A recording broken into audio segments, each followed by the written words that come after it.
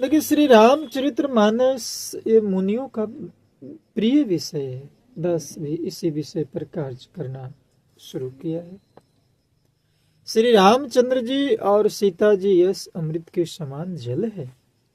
इसमें दो उपमाएं दी गई है, वही तरंगों का मनोहर विलास है।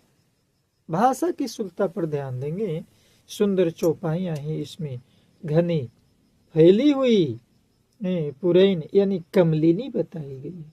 स्वामी जी कहते हैं कि और कविता की युक्ति सुंदर मणि यानी मोती उत्पन्न करने वाली सुहावनी सिपियों के समान है। इसमें 7 कांड है।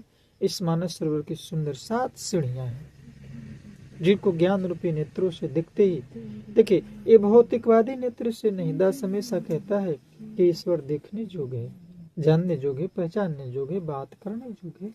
माने इसका सपोर्ट है कि ज्ञान रूपी नेत्रों से देखते ही मन प्रसन्न हो जाता है, भौतिकवादी नेत्रों से नहीं। श्री रघुनाथ जी निर्गुण प्राकृतिक गुणों से अतीत और निर्वाध एक रस महिमा को जो वर्णन किया जाएगा वही सुंदर जल की यथा गहराई है। दास कहता है कि छंदों के रूप में, चौपाइयों के रूप में, दोहों के रूप में, सोठों के रूप में जो सुंदर छंद सोठे और दोहे, वहाँ इसमें बहुत से कमलों के बहुत से सुशोभित थे पुष्प की गुच्छाएं हैं। अनुपम अर्थ है, ऊंचे भाव और सुंदर भाषा ही प्राग पुष्पराज मकरंद पुष्प रस और सुगंध है। ऐसा गोस्वामी तुलसीदास जी महाराज कहते हैं, भरद्वाज मुनि कहते हैं, अगस्त्य ऋषि कहते हैं, याज्ञवल्क्य ऋषि कहते हैं। उत्कर्मों पुण्यों के पुंज भवरों की सुंदर पंक्तियां हैं। ज्ञान वैराग्य और विचार ही हंस होते हैं।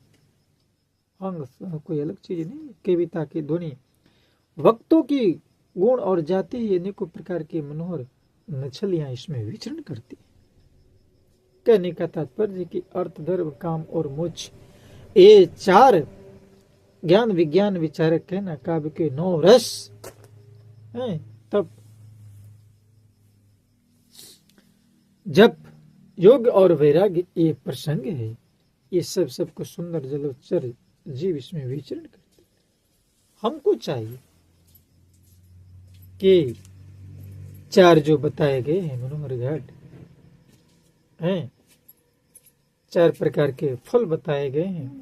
अर्थ धर्म काम आदि 4 ही, यानी अर्थ धर्म काम मोक्ष। तो इसकी महिमा बड़ी निराली है। ये मानस से सुलभ है, क्योंकि ईश्वर जानने जो दास यही करता है कि दास सुबह शाम चैनल पर आप 2 से 3 मिनट के समय दें, मन पवित्र हो जाएंगे, सारे कर्म सुलभ होते चले जाएंगे।